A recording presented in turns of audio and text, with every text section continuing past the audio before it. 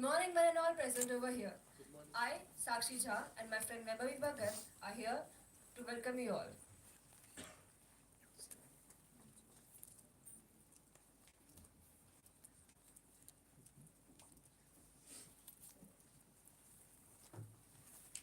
I will request Principal Dr. Lily Bhushan ma'am and respectable Dr. Vibhuti ma'am and teachers, all my classmates, I welcome you all. We are delighted to welcome you all here for another dynamic event between K.E.S. Schroff College and Frederick Ebert Stiftung. Jenna Anderson, one of the luminaries of the 21st century, quotes, "Feminism isn't about making women strong. Women are already strong. It's about making them and presenting them and the strength." We begin today with the inaugural ceremony.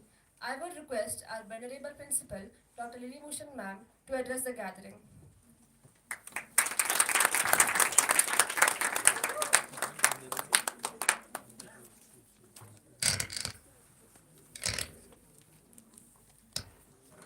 It's such a pleasure to see so many of our students who have consented to be a part of this program. I'm really happy. And I'm grateful to our chief guest of today's function, Dr. Vibhuti Patel, who has always been the guiding light for KES College. She is a woman of substance, and what all she has done in her career and what all she is doing, she's basically an economist. And madam, क्या बोलें आपके बारे में? वो तो कोई introduce कर रहा होगा. Somebody is introducing. So, but all I would say is she is a great human being, always ready with open arms to help us and to help everybody. Just now when we were coming down, she just told me that she's associated with 60-70 universities. आप विभूति Patel ma'am का नाम लीजिए और आपका काम ना हो, ऐसा हो नहीं सकता. और उनके नाम का ही हम एडवांटेज लेके और हमारी प्रिय वैशाली ओझा, अक्षय नायर, समिता, आरती, ये सब मिलके विमेन डेवलपमेंट सेल को बहुत ही स्ट्रॉन्ग बना रही हैं और आई एम श्योर बनाती रहेंगी. Ma'am, we look forward always for your hand holding. And I welcome all the student speakers, the panelists. Such a nice event where students are panelists. Normally we call big people, corporates, great personalities, great academicians, researchers to be a part of panel discussion. And today, for the first time in history of KES College, we have student panelists. I welcome all, and our dear very own Misha Bhatt, who has been our student of BMM and MSCJ, and now she's working with a publishing house and is writing an autobiography of Mr. Aditya Puri, ex-chief of HDFC Bank. So she is going to moderate the session. We are really proud, Misha. Thanks for coming. I know you must have taken leave because it's a working day. I was wondering, I told Vaishali, pata karo wo aayegi ki nahi, kyunki aaj Saturday nahi hai. Then she said, no ma'am, she has agreed. Thank you so much. So without taking much of the time, wishing you all the best, and I hope you will enjoy the session. Thank you. Thank you, ma'am, for those inspirational words. Next, I would like to call Dr. Vibhuti Patel, ma'am, to please grace the stage for felicitation and to speak a few words.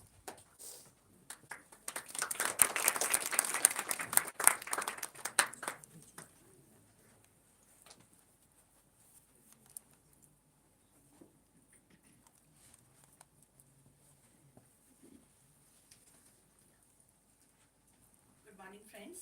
And first of all, I would like to express my heartfelt thanks to Professor Dr. Lily Bhushan and Dr. Vaishali for this hard work that they have done and putting together today's programs and several events on this day as a part of Mumbai Gender Logue. As Ms. Jyoti Rawal, who is representing Gender Desk of Frederick Ebert Stiftung, you know, the gender logs are going on in several cities in the country. Delhi gender logs, Calcutta gender logs, Bangalore, Hyderabad, Chennai. So she was not able to attend today's this thing. So she has asked me to say a few words about Frederick Ebert Stiftung. And FES India supports women and men in their struggle for gender equality in cooperation with FES partners. So KES College is also one of the partners. FES seeks to create equal opportunities for all, equal political, economic, social participation for all members of society, and to reduce structural poverty as well as and promote socially just and sustainable society. With FES Gender Logs, FES provides a platform for nationwide deliberations on the issues that matters to men and women. So past 7 years we have been organizing Mumbai Gender Logs. First year the theme was gender-based violence. After that it was a Me Too movement and also sexual harassment at workplace. Then we had this the political participation of women, then the gender diversity.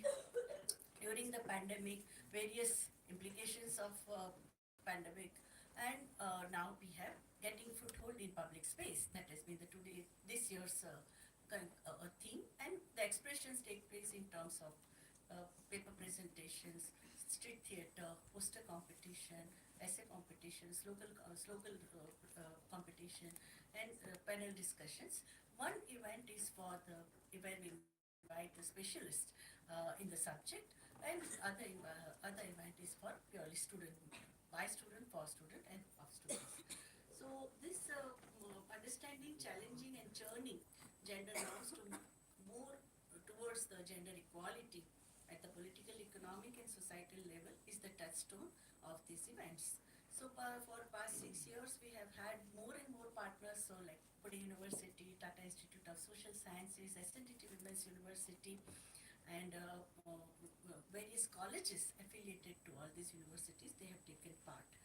And what we have seen that to build the bridges between the established activist or established specialist and the new generation movement, we have to continue the legacy. We have to, whatever is the glorious heritage we have had in terms of gender equality, starting from constitution of reform movement and freedom movement, and also the Constitution of India, which guarantees equality, but to build the bridge between what is there in proclamations and what is the ground reality. That is very important. So from elite to grassroots, activists in integrating people regardless of their sexual orientation, gender identity, and expression, and also by learning from each other, accepting differences, embracing the common goals, and like reaching out to new people, making new allies. By doing this exercise, FES hopes to contribute to creating a new narrative for social equality in the country. And for Mumbai Gender Logs, this year's partners are Sophia College, which had its program yesterday. Very interesting 5 events were there, right from interactive session with an actress. Then after that there was a paper presentations, there were poetry recitation, there was street play, and after that there was also the quiz about the women's issues. So the one was literature, poetry, social, this thing, icons, sports. These were the themes which were used for this quiz. So hot seat, that was a gender hot seat they call it. So KES Rao College, which organized program today, and on 3rd of December, Maniben Nanavati College for Women will be organizing gender talks. So thank you for the opportunity, and I think all the best. I would like you to please stay back, and I will request Principal Ma'am to please felicitate Vibhuti Ma'am.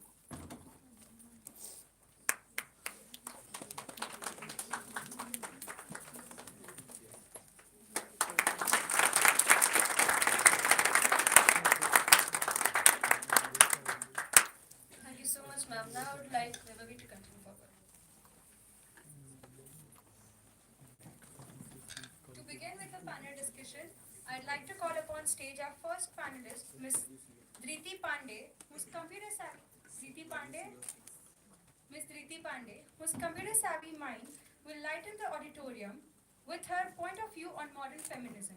To felicitate her, I'd like to call upon stage Vaishali Ojha ma'am, who is chairperson of WDEC.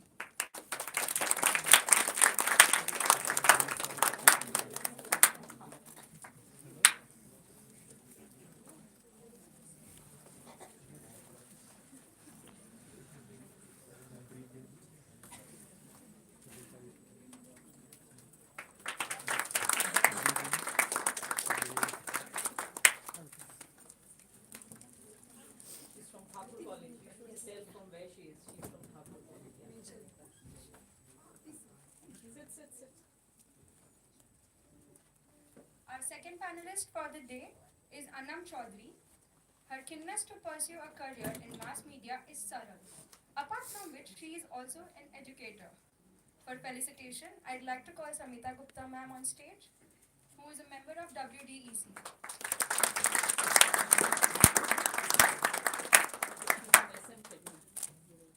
Please introduce that she is from SM Shetty's college. You are from SM Shetty.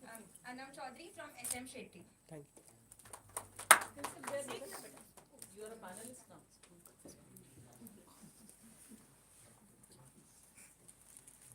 Our third panelist for the day is Simant Roy From from FES College. He is a third-year pursuant to multimedia and mass communication. His knowledge and skill prove the quiet trade can be competent too. To felicitate him, I'd like to call Miss Aarti Gadre ma'am, who is a member of WDs.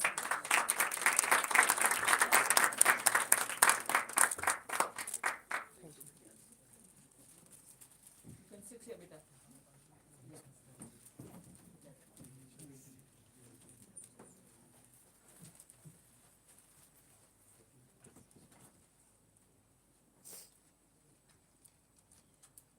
The final panelist for the day is Kirtana Iyer, is an undergraduate student from Sophia College.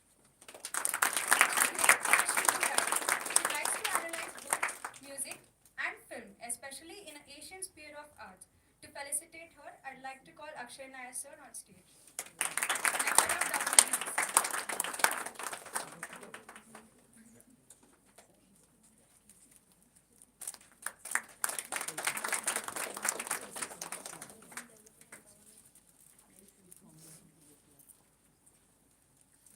Our moderator for the day, for today's panel, is our alumina Misha Bhatt, who is from BA MMC and MACJC graduate. She has over 5 years of professional experience in media industry.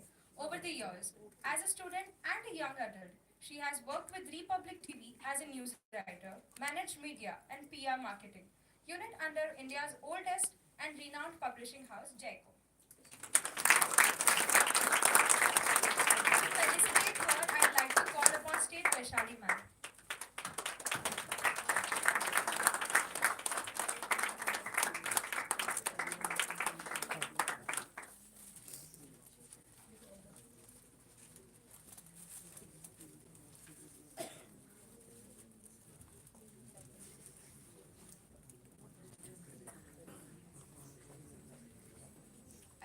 I request Misha to please introduce the theme for today.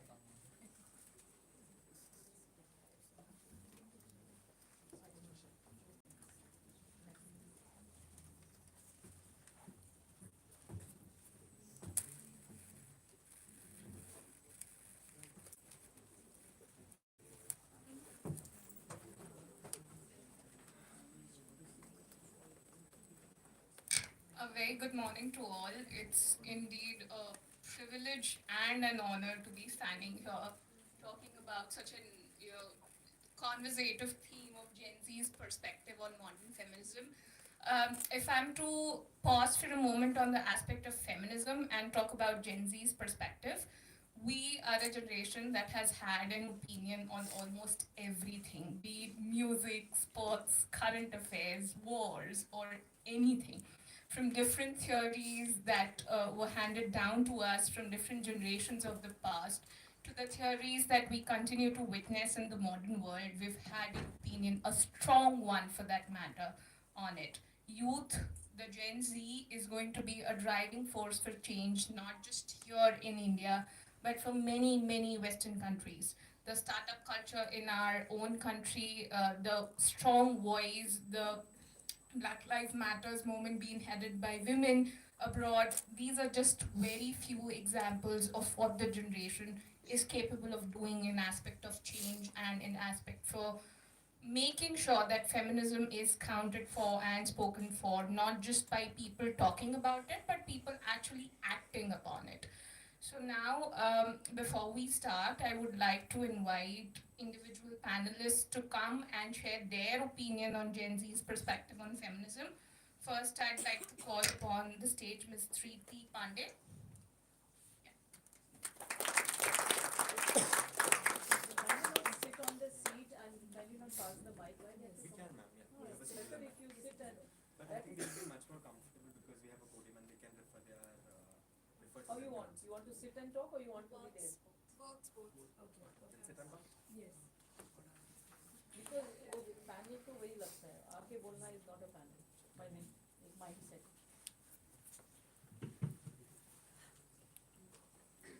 This looks more like a discussion. Good morning. I hope I'm audible. Yeah. So, good morning, one and all present here. I am Dhriti Pandey. Yes, you continue. You continue. They'll manage. Yeah. So, I am Dhriti Pandey from Thabur College of Science and Commerce, and I would like to thank KES Roff College for inviting me here to share my opinion on what is my view on feminism. So, first of all, I would say that I'm a Gen Z, also an IT professional. So I'm pretty techno savvy and I consume a lot of social media. I consume a lot of things on the internet almost every day. Please keep on continuing. Almost every day. And I would say that for me, the modern feminism has taken a completely different route because being a person that is really very much into technology and being a person who's a very huge enthusiast about the rich Indian culture, what I feel is that somewhere down the line we are slowly forgetting what actual feminism was from the beginning of it, from the root of it, and a lot of different things like pseudo-feminism and other things have started to pop out in the entire notion. Now, if I start about from what feminism means for me, I would say that gender inequality, exploitation, radicalism, all of it started. All of it started when. All of it started from the Western influences, and these are the diseases that came down from the West. It was not there in our Indian history. Like our Indian culture was so vastly pillared on perfect norms of how genders, like how both the genders are counterpart to each other, how well they complement each other. They were never about competing against each other, but how both the genders were so inclusive of each other and how they together become something that was required to maintain or to run the society. And I feel that that is how even the modern feminism should be and what gender equality should be.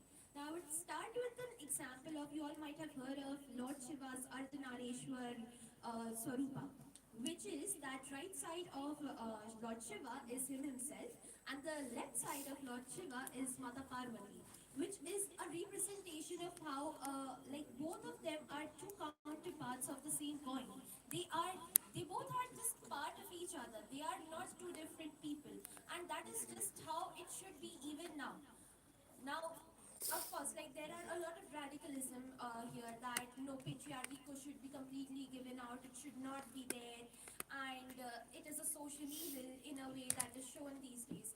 But what I feel is that it is not a social evil. Rather, the entire point of it has deteriorated from what the actual meaning of it was, and that is how it should be taken up from there and viewed from.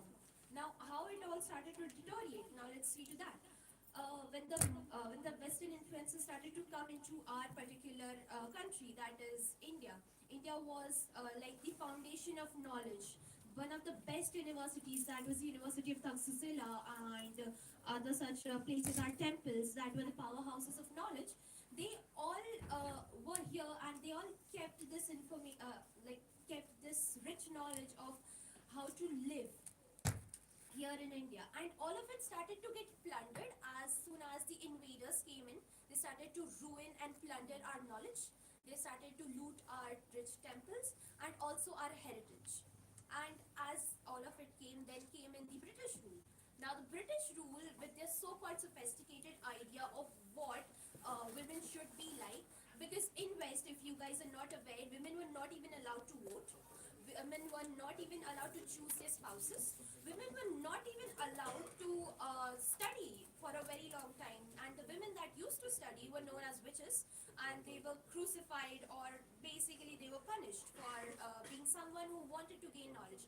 And that was not the case in the ancient India. ancient India was very inclusive of its women. We had scholars like Gargi, we had scholars like Lothma, we had scholars like Indrani, who were there, who used to study, who were researchers in a way you could say, that used to study about different aspects of life and other things. Then, like this used to be there. There were warriors, like you all, if you guys have read Ramcharitramanas, you might be knowing the fact that when Raja Dashrath and Rani Kekai used to go on wars together, she was a warrior. It was not like that she used to stay in her palace in her comfort. There were queens that did that, but she was never stopped from going on wars. That is how inclusive the Indian culture was. That was how inclusive it all was. Now, but because of the Western influences, when the Britishers came in, it all started to deteriorate. Women never used to wear blouses under their saris before, but after Britishers came in, they found it to be very unsophisticated for their likings. That why should they be allowed? Like they should not be having an open bosom. They should be covered for them, and that's where the entire thing started to go around. That women should not go out, they should not be allowed to study, and a rest of it. And that effect is still seen till date in our modern country. And to a very extent, now we do see that women are getting empowered, like girl child education is getting promoted, but still a very significant amount of people, according to a survey that I read, 40% of girls in the rural India still fail to get an education till the 12th grade. They probably get married till 10th, till the time they pass out 10th, or their parents stop paying for their education for the further studies. And for tackling that, the government did try to do that by increasing the marriage age. That was 18 before, and now which is 21. And I felt that that was a really good step that the government took to empower women, so that at least they could get a proper age limit, like till 21. They could complete their degree, which could be probably a 3-year degree or a 4-year degree, depending. And that is how it should have, like that is how we should be taking influences from our past. That there were people say that we do not want our, the rural India I would talk about, because the privileged parts of the India have very different issues, because it is more of influenced by the social media, wherein the pseudo feminism is all about themselves. It's not about empowering women anymore. It is more about how well you can present yourself, how well you can create an entire topic about themselves, and not exactly about how to help those that are actually in need, how to make a safe space for those that actually require it. And it is more like that. It's no longer about helping the other women get the confidence they require to stand up on a stage and speak. It is more about, wait, I will take up your opinion and I'll show it in a face of me being the superior, and how you should be the one worshipping me. And this is what social media is doing, instead of actually going ahead and empowering women. Now, one of the best example would be of so-called pseudo-feminism is following film stars, Bollywood actresses like Kangana Ranaut, instead of actually supporting and following actual good leaders like Sudha Murthy, the actual feminists, the ones that actually go down to the actual people and work for them, work for these NGOs, and fund these NGOs that work for women. So that is what my idea of feminism is. What I feel is that every woman should feel that they are Devi Lakshmi, the one people worship for fortune, luck, money. They should feel that they are Devi Saraswati, that is basically the element, or I would say the embodiment of knowledge. Then they should feel that they are Devi Durga, the power that is required to basically energize everyone. And that is how it should be. And fighting for your rights, teaching your roots. How can we reach this place? It's by teaching your roots.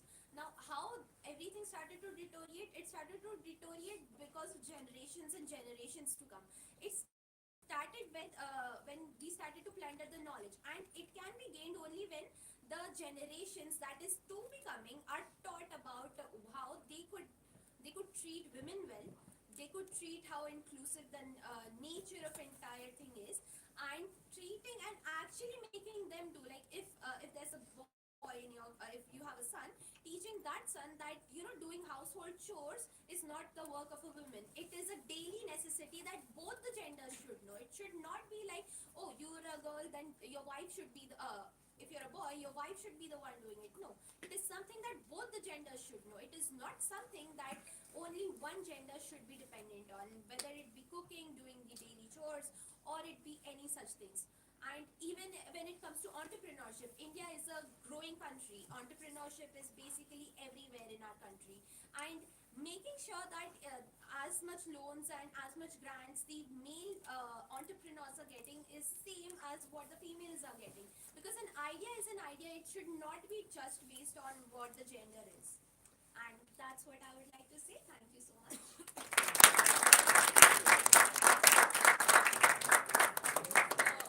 Indeed, very keen words and insights that you shared. Next, we have Kitna here.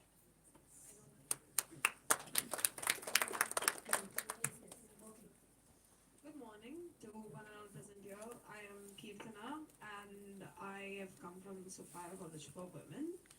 And so initially my opinion on feminism is that modern feminism is both well grounded as well as lacks ground. So I want to start with the history. So we moved from feminism starting with Mary Wollstonecraft with her vindication of the rights of women and men, where she talks about difference feminism, where sorry, not difference egalitarian in feminism, where she talks about how women and men are equal regardless of what their sexual identity is, what their gender identity is.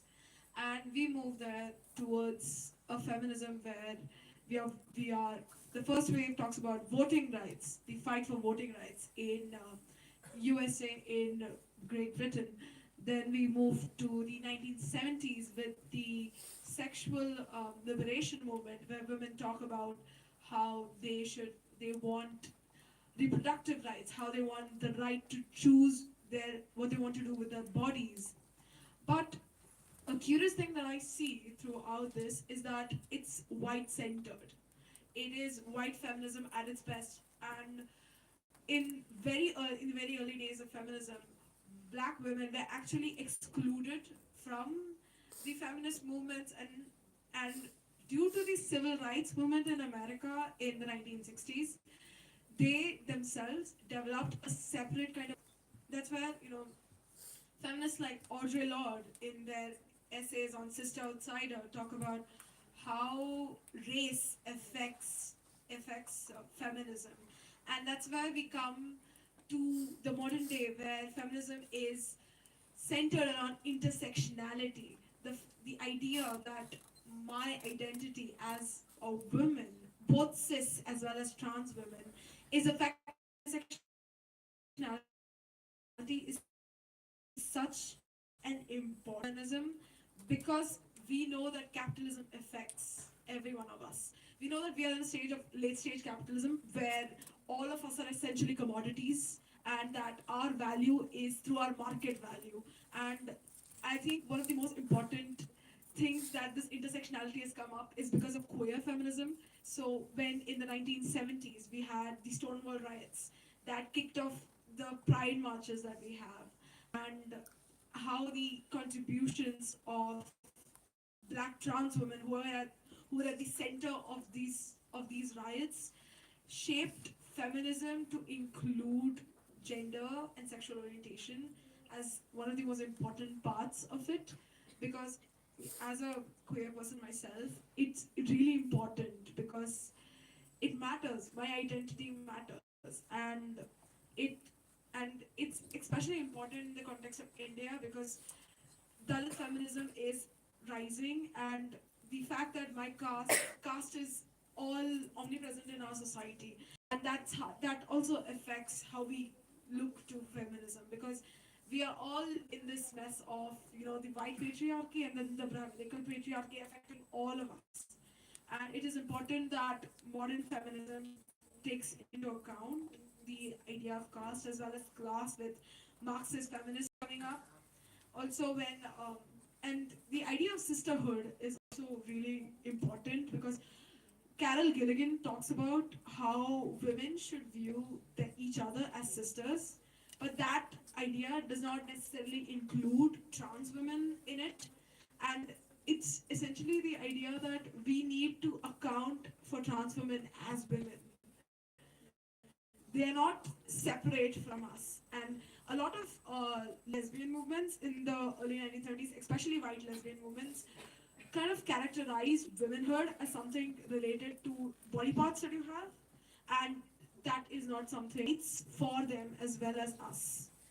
And that's how we talk about the centralization of identity in feminism, and how my identity shapes how I view feminism.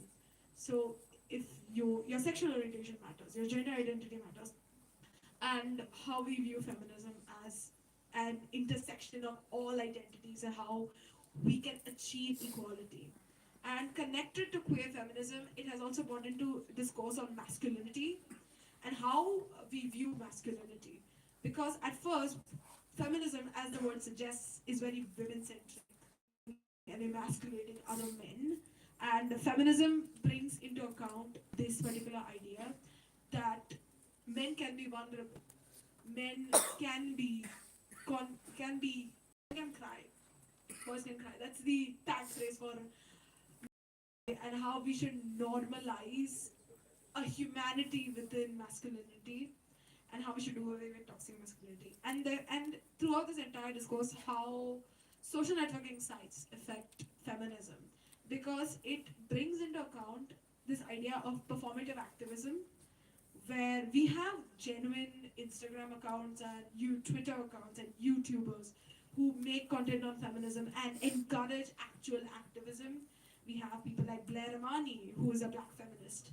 We have accounts like Feminist, who talk about events all around the world, and they are genuine accounts like this. But there are also people who have certain ideas within themselves, but then they just click on share on their Instagram story or retweet a tweet about feminism, and just don't practice it in real life.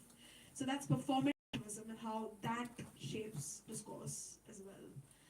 That is one thing. And I feel like even we started with body autonomy in the 1970s, and I feel like in the current political climate, in the current global climate, we have circled back on the right to bodily autonomy.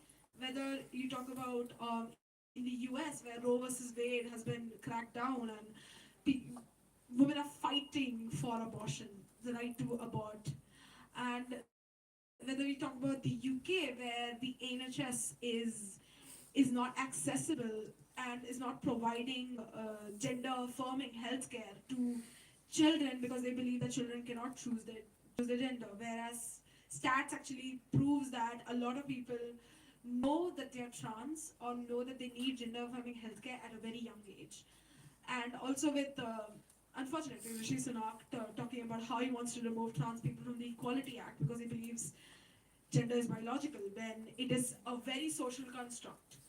Whether you talk about Iran, where Mahsa Amini's death over her not wearing quote unquote proper dress, and the entire movement around it, where women are burning their hijabs and flouting dress codes, and how over 14,000 women, men, children are going to be in line to be executed because on the grounds of treason, because it's gone against the Islamic government in Iran.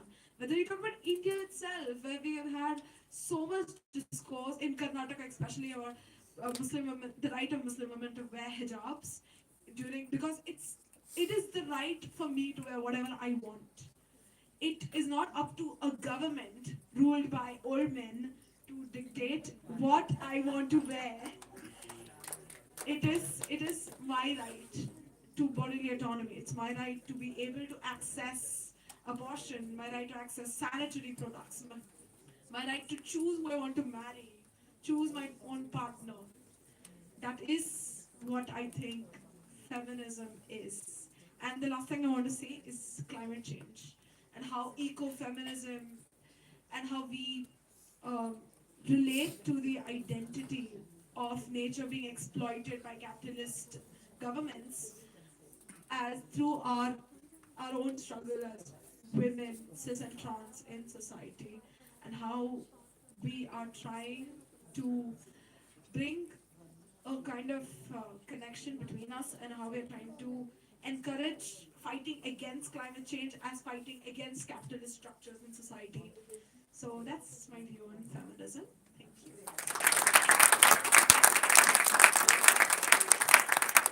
Thank you. That especially the ecofeminism part was something that has forced I think all of us to think on further.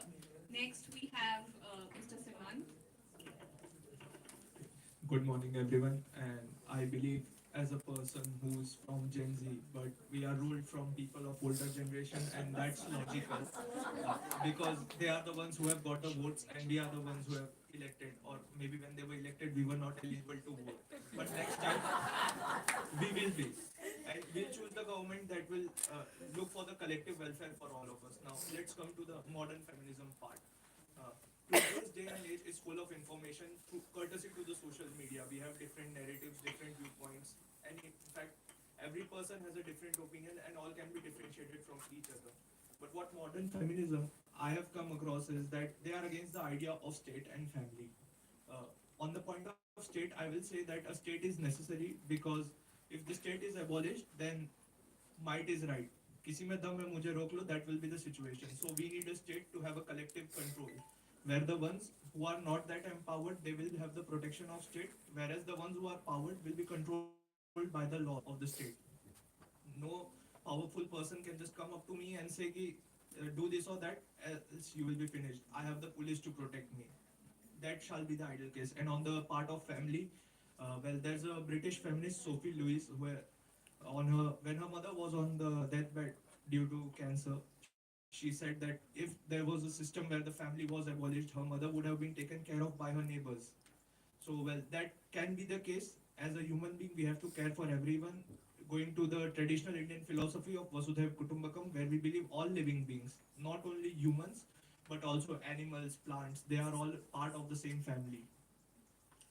But being a blood relative of the person, or by marriage being related to that person, we may be more responsible towards that person.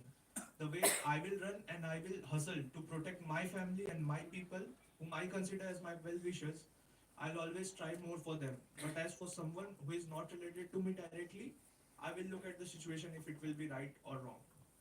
And the modern feminism, I believe how it should be.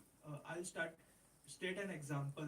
There was a fisherman who used to go for fishing in a nearby pond. In one day, in his dreams, a devi appeared and said, "There is a paras money in the water. So go and look for that if you want to become rich." Paras money is a kind of magical stone that can turn anything into gold which is touched by it.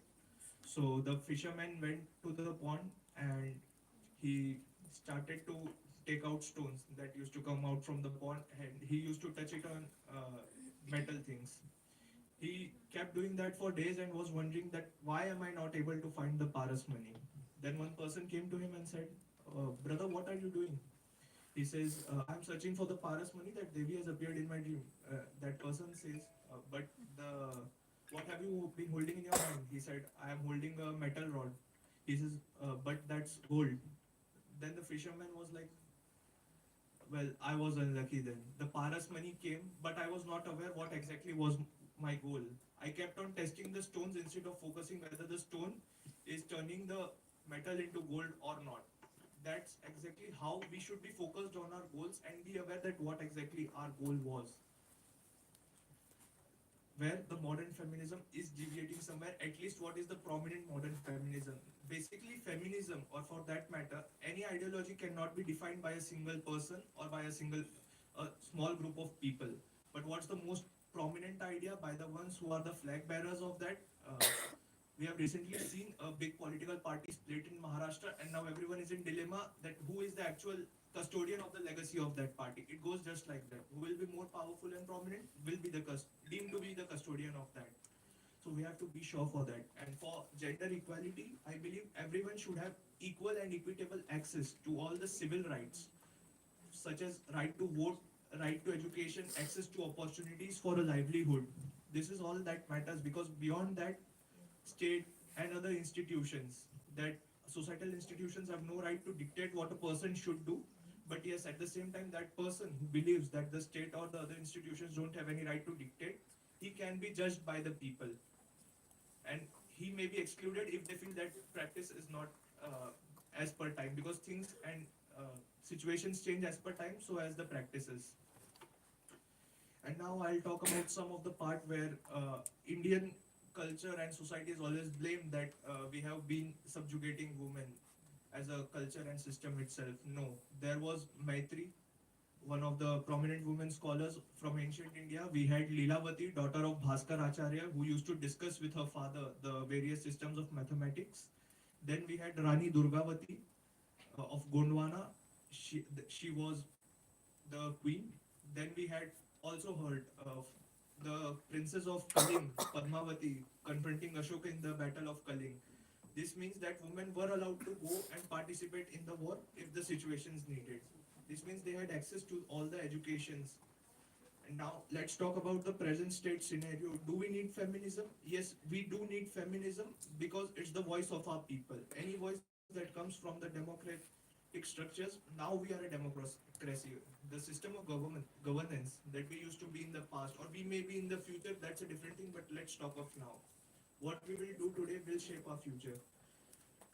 In the year 2020, there were 3.7 lakh crimes registered against women, and which rose to 4.3 lakhs in the year 2021. That was a sharp 15% rise. Now, at the surface, anyone will be worried that there's a 15% increase, but often scholars say that the number of cases being registered is actually a good sign, because the women are being more educated, they are becoming aware of their rights, what they have against the violence or other crimes that happen towards them. So it's good. But yesterday I was thinking on this, that will it always be good, the increasing numbers? Then I thought, till the day it is directly proportional, means the number of educated women rising and the number of cases being registered, till that day it is good. It will be a good sign. And if it starts to decrease someday, the number of educated women either remains same or keeps on increasing, and the number of cases being registered decreasing, that will be the time we will have to think that what is happening. Either women are once again afraid to go out and register the complaints, or actually the crimes are not happening. That as a state, or if any institution or someone who is educated and concerned for our society, we should be aware of. Now, the very first wave of feminism started in the year 1848.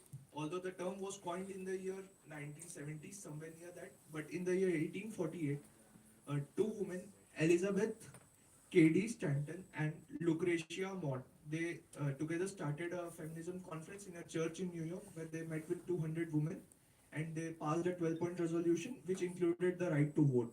Now, these two women came into contact when they first met in the year 1840.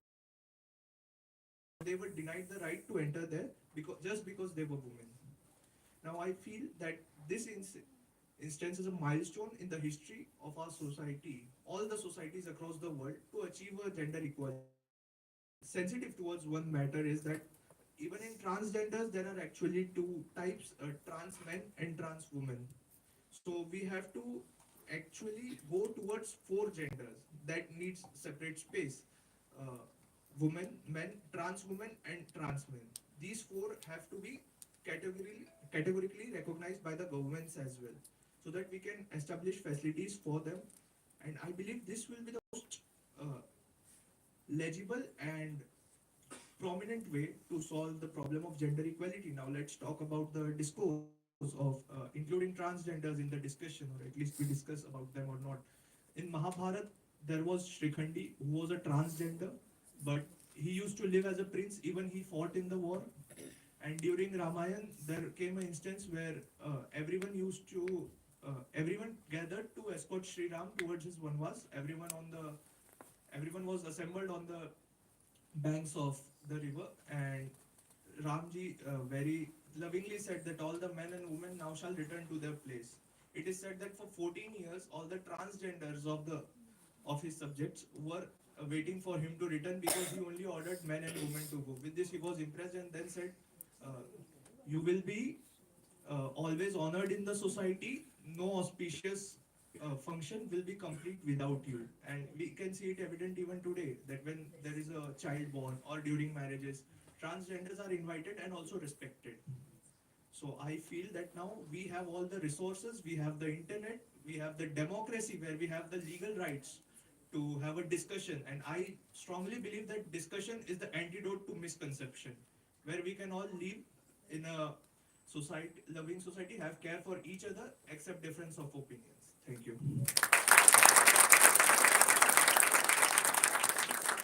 Transitioning from mythology to the ideas of Marxism, ecofeminism, ancient history. Now, let's see what our fourth and final panelist, Miss Anam Chaudhary, has to say.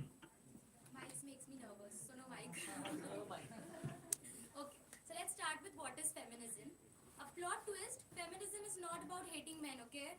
It's all about, and not about victimizing women too.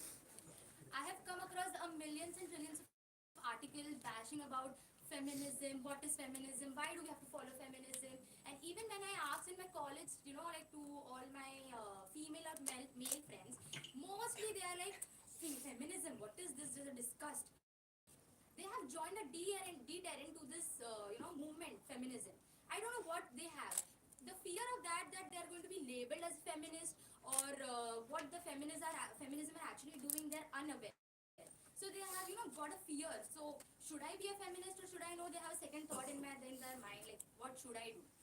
Whereas I come about feminism, there are many waves, like from mythology, ancient period. My co-panelists have talked so much about them. I just want to see about what Gen Z.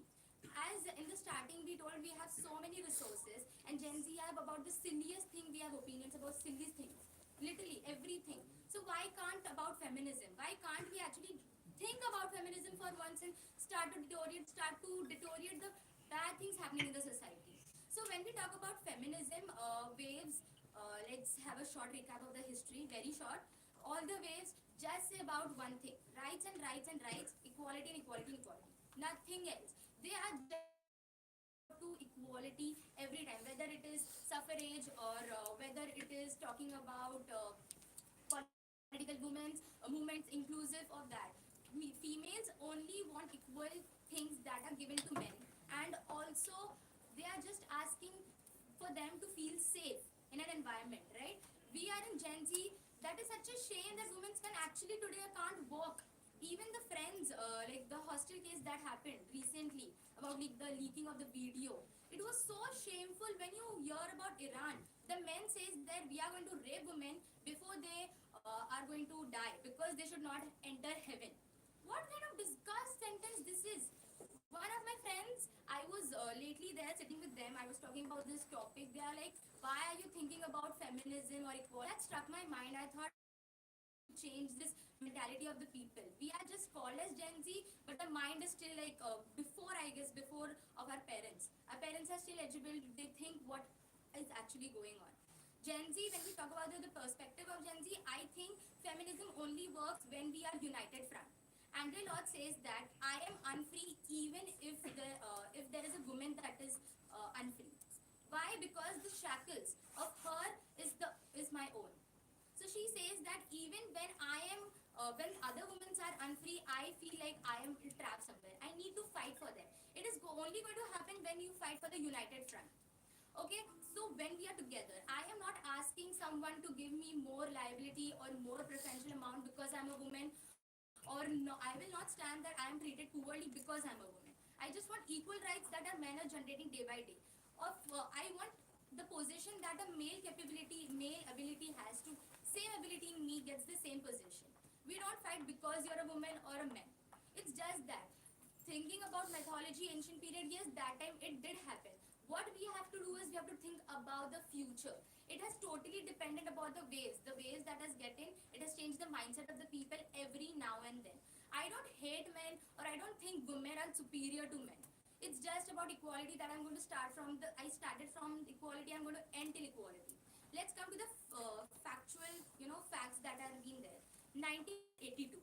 And now men say that we are playing victim card, whereas we are the victims. So that doesn't make sense, right? We are not victims. Things are happening to us. There is a movement called feminism. See, everything has two sides, advantage, disadvantage. Now we have feminism. We already know what is feminism. But obviously, are human beings who are going to take advantage of this situation, like, okay, I am a female, I can play my card whatever I want. It's not like that. Everything has a pros and cons. You cannot just talk about the movement and tell bad about the movements, right? Do you remember who started women's suffrage? You don't. Or do you remember who started schools? That was Savitribai Phule, right? Who started school? But do you remember who jailed them or who caught them? No. So the history only remembers about the triumph of the oppressors and not the failures of the oppressors. So we are going to support, we are coming forward only because of their triumph, what they have good they have done. We are here today. That is actually very good that we can come out and speak. Being when we talk about caste, gender, race, and being a female, it becomes difficult. As well as in Karnataka, Iran, being a hijabi, or that it makes so much fear in the heart to just say that I live in India or I'm a part of this world. It is a great fear. So what I want is we work unitedly, not only males. It's not about feminism, is not about females. It's about who stands for them, right? Who stands for them, that becomes feminist. It's not about we are female or we are male. What is the topic related to us? It is related to you because you should be taught how to respect each human. Last word is not the voice remembered, the voice that is loud is remembered, but the last voice is remembered by everybody. Thank you.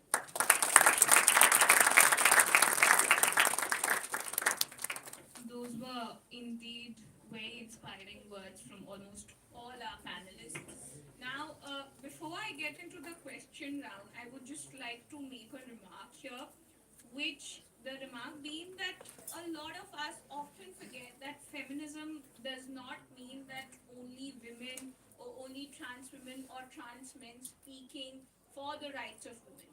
When we talk about Savitribai Phule, a lot of us don't even know or remember for a fact that it was her father-in-law who encouraged her to study. So there are many male, the idea of male feminism as in, men standing for the rights of women is also a concept which our history textbooks have missed teaching us, or we have ignored learning that particular aspect. So when we talk about inclusiveness, when we talk about social media, as we are like a versatile platform, like all of you said, but there's a lot of confusion in the open world. So, like how Kirtana had remarked that there are some genuine pages out there, there are some pages that, do the job of distorting the ideas of what the actual concept is. But social media also has the power to channelize all of these things into one divided force and actually be a weapon in targeting the real concept. So, using that power and combining the ancient values, like Simant and you said, how do you that, what should be done to combine these two forces and collectively weaponize them for the greater good of the society? So, any views? See, it can be simply included in the education, but not as just a session that happens either we are in 9th or 10th standard, but spread across our education. It can happen from 9 to 12 especially because that age group is more vulnerable to becoming rigid towards a certain idea, whatever they may hold right. But and also in the graduation, simply put forward, after 9th standard, it shall be included in every grade we study in. That will make a way for discussion of that, and when discussion is enabled there will be greater ideas coming out. Just I have had many discussions with my friends, how I said about the trans men and trans women having separate facilities uh, and being recognized by the government, because when we discuss, it's only then, only when we churn the milk, then we can get the butter or malai.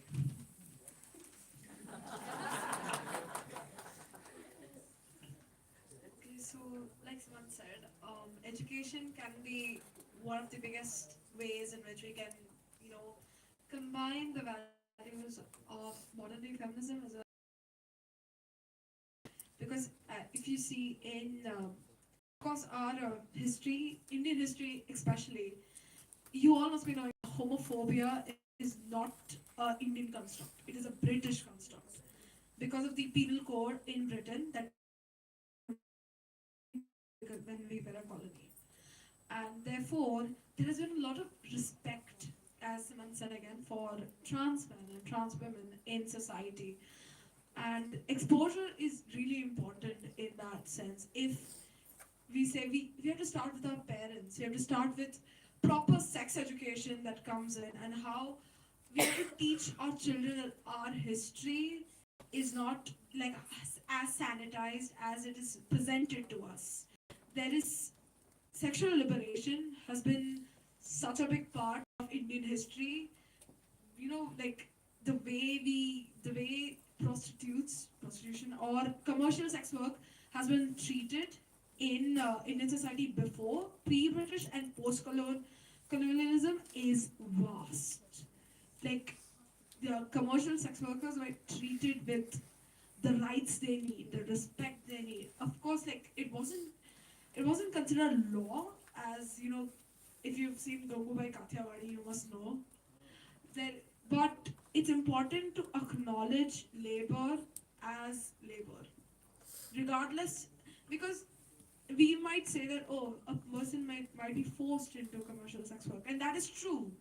But there's also the idea of ignoring the aspect that they were forced in, but actually ensuring that the work they do has rights, is protected by labor laws, is protected by the law of the country, so that they are not abused in society. And I feel when as children, if we learn this, then as adults we'll be able to act upon it and realize that this is what we want to do.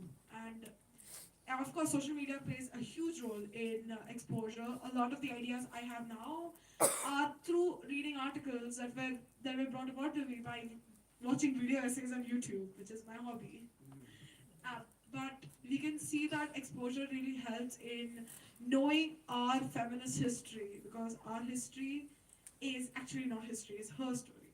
It's her story, and that because of our it's because of colonialism that we've formed these ideas about toxic masculinity and about commercial sex work, about homosexuality, that it's hindering our own perception of our history and how liberated we were as a nation in in our history. So I think those values, if we pair them with modern feminist ideals and how these ideas pre-colonialism represented us, I think that's what matters with teaching our children how to be good people, essentially. Because feminism is about being a good person to everyone.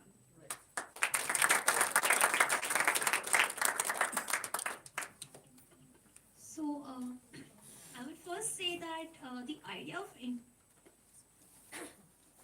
so I would first like to say that introducing this entire conception as a curriculum into school would just make it a subject and not something that students would actually study, because there are a lot of there is EVS. Now EVS becomes a subject which is actually on ground level, if you go to see to it, is something that is very much important and necessary. However, how many of us do actually are very huge fans of EVS? We just study it for months. Even civics, of course. So, unless you have a knack for it, you're not going to be good at it. And creating it a subject or a part of your curriculum does not really does any good to you. Like I have read it somewhere that Shivaji Raje's mother was the biggest teacher for him.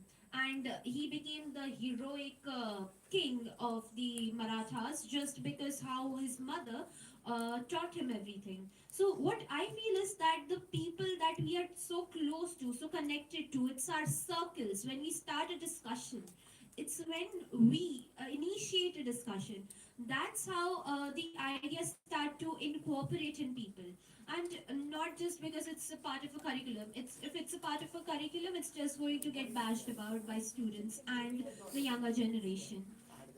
And I would completely agree with her point that inclusiveness of both of them together with a mix of social media is how it will help us to put it forward to people, because social media is based, if you go to see to it according to survey, that most of the people have an average screen time of more than 7 to 8 hours these days a day. And of course, like when you're consuming thousands of things on a day, it can be possible that at least one positive article comes around to you, and that is how a thought process starts generating inside you.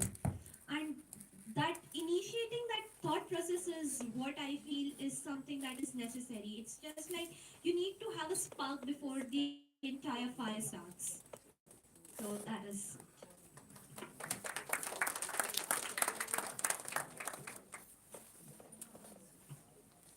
So about social media, the question was about social media. So she told, how can we come together to weaponize the movement or to come together unitedly through social media? There was a movement that is Me Too that was like a wildfire. It spread through like a wildfire, and I guess it has actually weaponized. Many women have been using those Me Too movements. So I guess proper thought into a movement can actually channelize and properly use it through social media. Adding on to Anam's point, Me Too has been really instrumental, especially in China, because when you see, China has censorship. They have censored nonsensical words, even the word cut sleeve. So you know that it's, and there was a case in China where a person as Me Too came forward by telling that a popular news anchor actually harassed her sexually, and it became a huge case to the point where the Chinese government banned the word Me Too. So they started using the word white milk rabbit, because the word in Chinese sounds very similar to Me Too. And this was back in 2018, I believe. And it went to such an extent where China included a sexual harassment policy, and that lawsuit became the very first sexual harassment lawsuit in Chinese history. And also, the Feminist Five in China being one of the most important voices for feminism, they were arrested. I'm so sorry. They were arrested, and they were, due to large international backlash, they were also freed. And I don't. One of the most popular things that they did was to walk on the streets with bloodied marriage dresses, because of the fact that the Chinese government wanted women to marry, and women were not marrying. So they started labeling women who are unmarried and at 30 as leftover women, Oh my God. and that triggered an entire movement for marriage equality and the right to marry who I want when I want. So I think that's a really great point. To add on to your point, there was also a time in China where brides were smuggled from countries like Pakistan and Exactly. Afghanistan to marry Chinese men because there was nobody in China willing to marry. Because of the budget 25 policy. million Chinese did not have rights. Yeah, Yeah. yeah. So it led to that entire new scandal of bride smuggling as well, which was previously not publicly known in the Chinese media, but somehow always happened through backtracking channels. Now, as we discussed about academia and how it's not enough to include the aspect of feminism in just a syllabus or through a subject, but there are various examples like the one that we are living through just now, that discussion and discourse can pave the way for these things to grow in educational institutions as well. Now, according college or the school is not the first place where the child gets to learn about these things. It's at home. Our mothers are all of our first teachers. It starts from home. So starting this on home basis, if it's not happening at home basis, then encouraging these conversations in schools, I think that is like a very suitable level. Middle school to secondary school starts, to then taking it through an advanced stage when we reach to universities. I think that should be like an ideal pattern to follow. And how, as a lot of us also discussed, that okay, we had an idea of pillar of inclusivity by Jyoti, practice amongst all class and sections of society, like in the past, like ancient India. But colonization had a very drastic impact to play on it, and a lot of our views still to date are very white centric or very Western world centric. But from the idea of ancient India to the time when Britishers did enter the country, there was a gap in between, a time frame in between, where these principles remained to be principles. Women were still worshipped, but the principles were not practiced.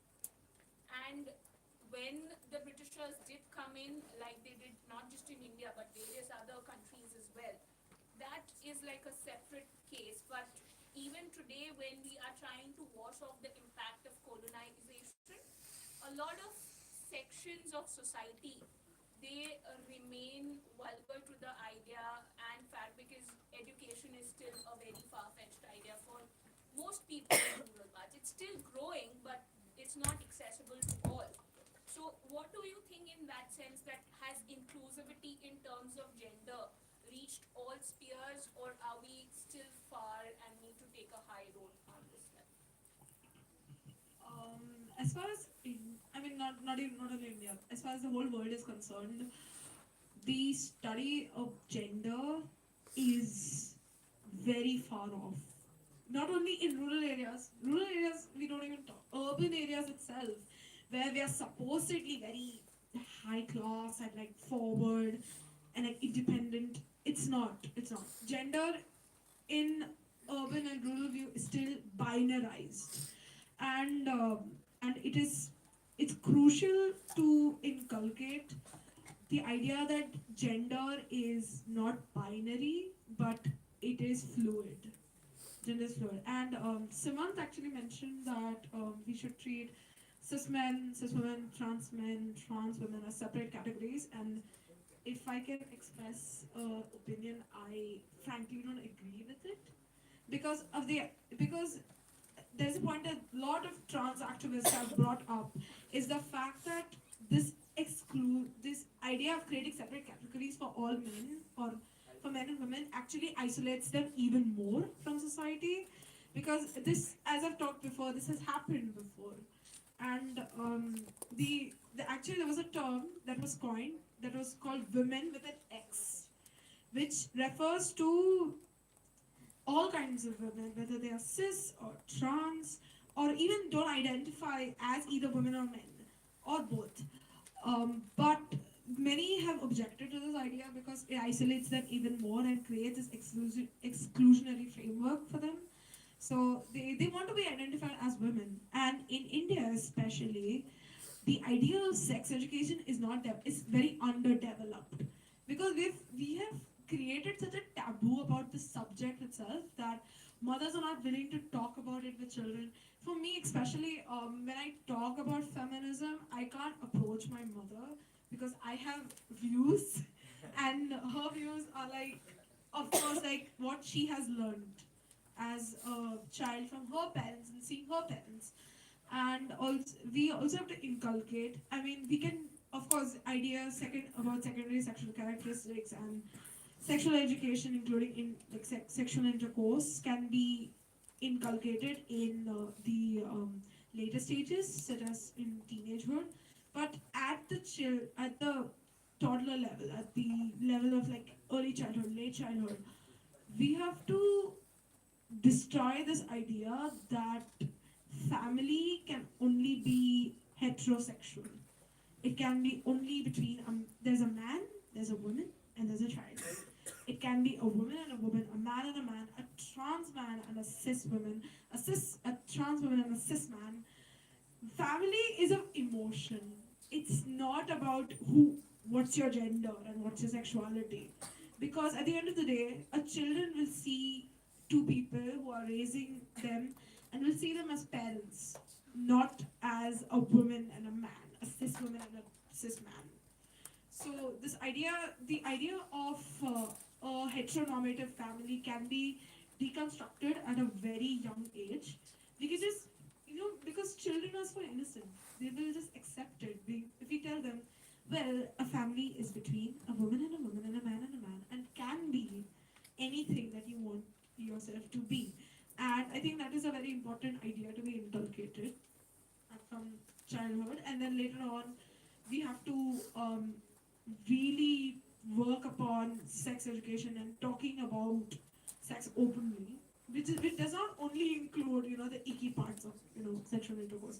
It also includes talks about consent, talks about also asexuality, because people actually think themselves as broken if they don't have sexual desire or express, and also about romantic attraction, because I identify as aromantic, and it's very hard around people being like romance. That's how I can describe it, romance. And we have to actually really deconstruct the idea that a woman needs a man in her life, or anyone for that matter in her life, to fulfill her.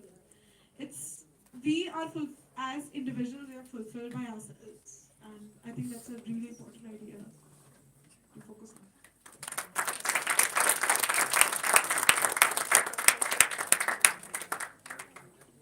I would like to very politely disagree with Kirtana on what she said about the family system. Well, first of all, let's look towards the Hindu Marriage Act, and it says between a man and a woman. And practically, marriage is a religious affair. So, if it's about emotions, who one wants to be with, they can be without marriage. So, that people should go for that way, because marriage is a sacred union. It's not just for this world. If I go as per Hindu beliefs, it's for eternity. They say that सात जन्मों तक रिश्ता रहेगा. If that happens or not, we can figure out in the next life if it is. But it can only be between a man and a woman, and child is born when a man and woman come together. So I believe the ones who have brought him into this world will be the best person, who have the natural right to decide that what is best for them. But they should also teach them that don't override the space and rights of others. And at the same time, as I mentioned about the marriages, now let's look also towards some of the women-centric issues, that is the domestic violence. Many of the cases registered are acquitted, where the man is found innocent in the later half. I believe we should talk about that also, because if the run towards equality is unequal towards anyone, that should be talked about. For 2021 data, 30.4 cases were only convicted. Means only almost 1 out of 3 cases were right. Rest were innocent. 2 were innocent. Only 1 was a criminal. So that's a thing we should talk about. Is that a way to extort money from their husband or not? And also, I will suggest another thing, that why it can only be between a man and a woman. Uh, Income Tax Act exempts certain people who receive gifts from a person. For example, if my friend gifts me anything which has value in a year, if I receive gifts which value more than rupees 50,000, I have to pay a gift tax, I guess, which is around 10 or 15% of the value of that gift. But if I receive it from certain specified relations, brother, sister, wife, father, mother, grandfather, grandmother, and their spouses, means these relations and their spouses, either way, it will be tax free, irrespective of what the amount is. So I believe if that comes today, many people will start money laundering, because a person will go and marry other person and can give him the property. Well, that's just a aspect for joke, but to be serious, it can't be permitted, because the premise that a man and a man should be together or a woman or woman should be together is the emotion. So why you are bringing something that is purely religious into this? Before I pass it on, I would just like to make a remark. कि सात जन्मों का नाता, if in this life you are a straight person, what is the guarantee that in the other life you will not be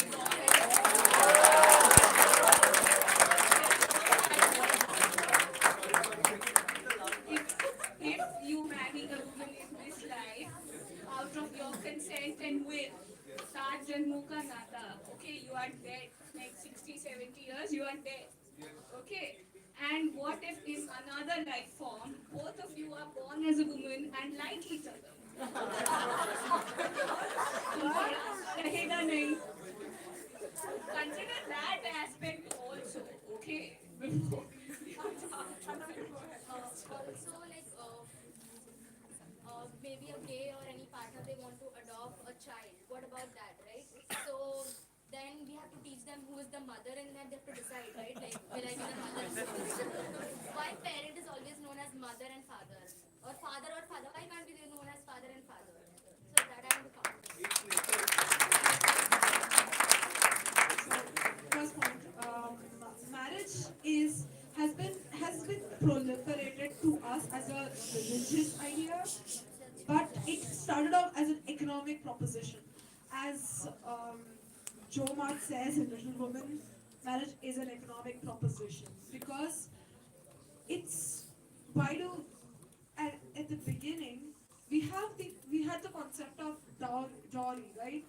So it became that the woman is a property to inherit for the man at the beginning of the marriage, and slowly it just began into this religious idea. But it's inherently an economic proposition. It's a sharing of economic ideas. Like, for example, if you marry someone, you not only inherit, obviously you are happy because you've consented to the marriage, but you've also inherited the person's property. You have the right to a person's property after your spouse's death, right? That is there. Also, like Anam said, why can't, why should it be mother and father?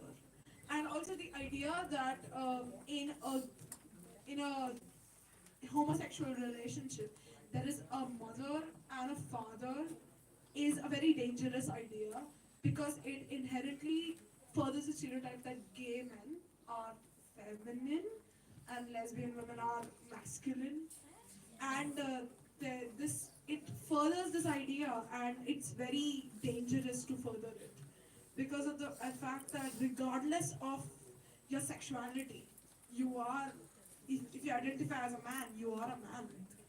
And so yeah, that's what. And gender is a social construct, it's not nature. So, as we come towards the end of such an enriching discussion, I would truly want to call it enriching. I would, like to conclude on the ground that all of us agree and acknowledge that on behalf of all women, like in society in general, that we as a gender and even trans women for a fact have been facing inequality on multiple grounds and multiple areas of the world. But over the years, we've also had great feminist leaders like Annie Besant, Savitribai Phule, Jane Fonda, Sarojini Naidu, Rosa Parks, so many of them. And who've set an example by going against the tide and paving the way to inspire Gen Z and various generations to come that you guys, we fought for you, and now you have the road set to fight for the women who are going to be coming after you and get the rights that you deserve in the present times. And I'd also like to appeal to all our audience members to once take a look at the 17 SDGs set by women. They really, really inspired us to work on achieving those 17 SDGs, especially SDG number 5, which works towards achieving gender equality and making sure that we as one world create an inclusive world for all the genders out there. And lastly, I would like to talk about for unfortunately for all of us, we live in an era of internet and fast accessibility where together we can achieve the unimaginable goal of creating an inclusive world for all that it takes for us to, along with like, share and retweet, also get on the ground, participate, rally for what you stand for, and work towards it. Thank you, guys.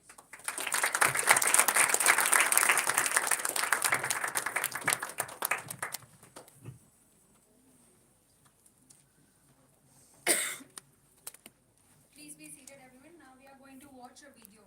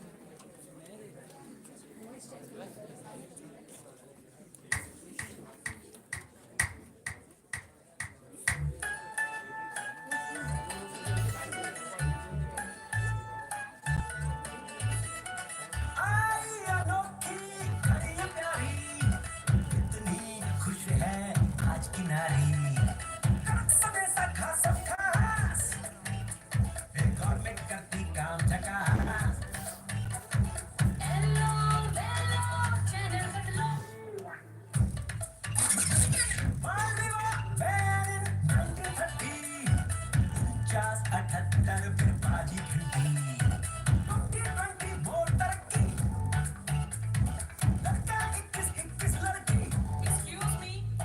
हमसे पूछा या खुद ही सोचा? दादी मौसी नानी दीदी तुमसे पूछा?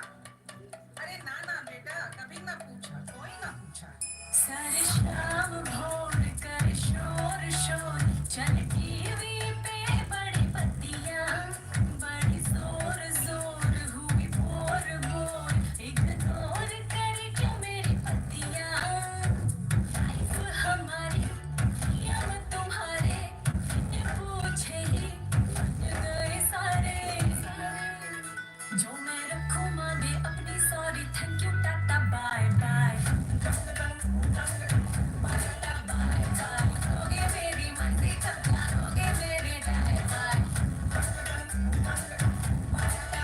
रखूंगी अपनी sorry thank you ta-ta bye bye. इस देश विकास के सपने में गायब लड़की की आजादी जब भी आई वो चले समय रटते हैं सब शादी शादी। पढ़ लूं लिख लूं अंकल शादी, नौकरी मांगू मिलती शादी, हंस लूं जी लूं पहले शादी, सेक्स एड सीखूं बोलो शादी, चॉकलेट मांगू जब हो शादी, साइकिल मांगू बढ़िया शादी, रास्ता मांगू मंजिल शादी, सपनों की बस लिमिट है शादी। शादी से ना पैर मुझे पर और भी सपने मैंने सींचे, एक महीना बीता भी ना सारे पूछे कब होंगे बच्चे। अब हमारे पैर तुम्हारे बिन पूछे ही बन गए सारे सारे। कब पूछोगे मेरी मर्जी कब जानोगे मेरी राय राय। रखूंगी अपनी sorry thank you ta-ta bye bye. मेरी मर्जी कब जानोगे मेरी राय राय।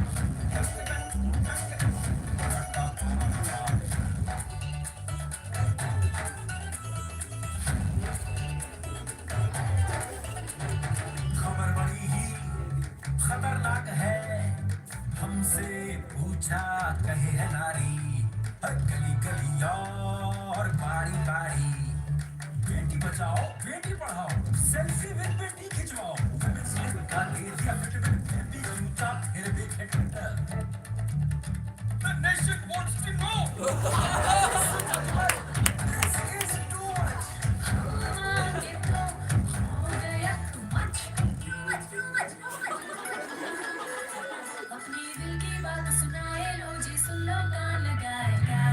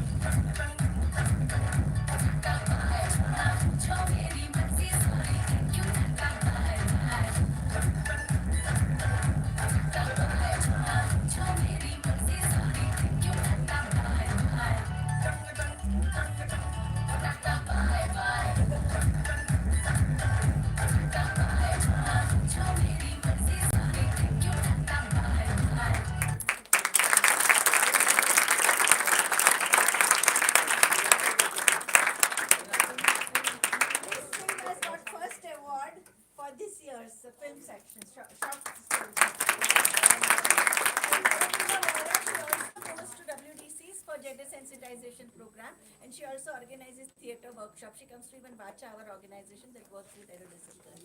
And the award will be given next week in Ladli Media Award function at NCPM. Okay. It's open for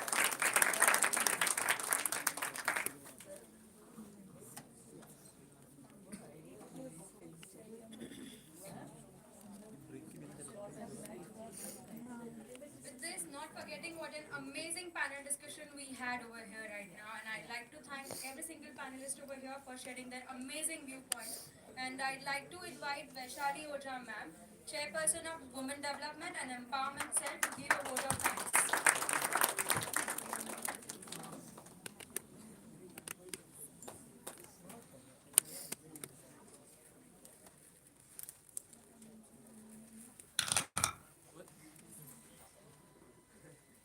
I'm so happy.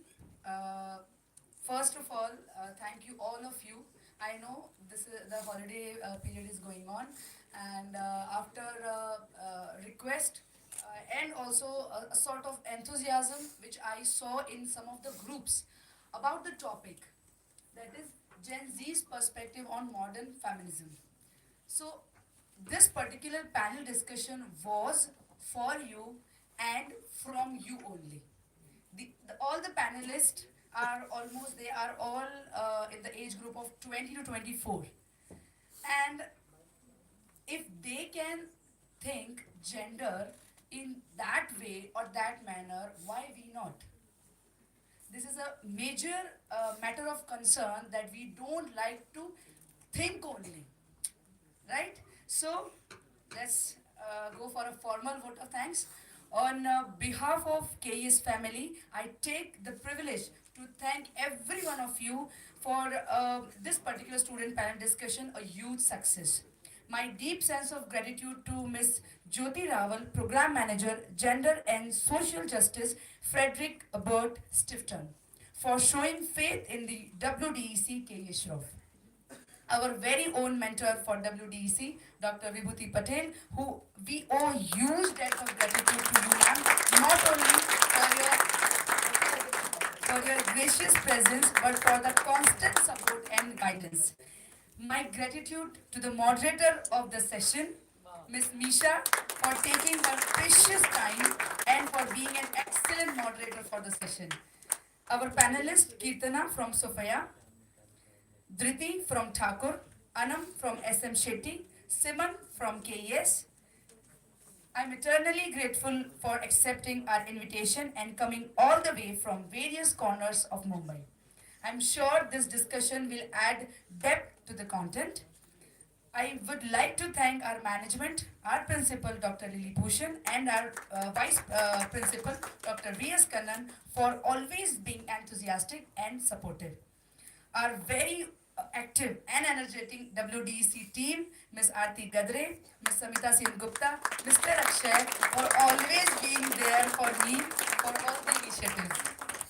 My deep sense of appreciation for all my student coordinators, special mention to Sairaj, Sakshi, Vaibhavi, Harshita, Ashwi, Rohan, and all the other members for being very active and enthusiastic throughout the organization of the process. Last but most important, the beautiful and amazing audience around. A big round of applause for all of you. I ask for forgiveness if I have overseen any member's name. Thank you so much.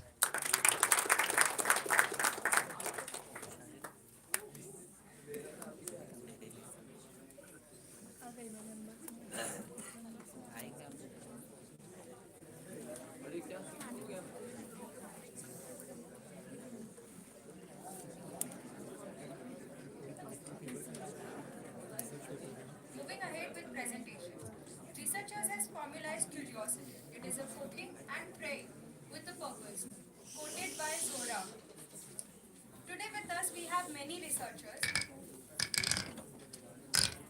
Today with us we have many researchers who are focused into gender sensitization.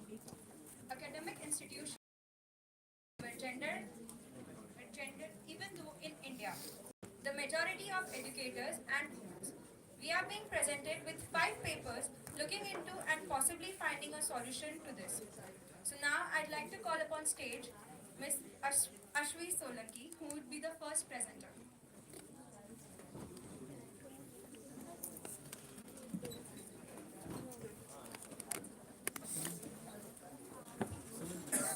Before we start, the panelists are requested to please go on the first floor of the same building for lunch. All the panelists are please requested to go to the first floor. Thank you.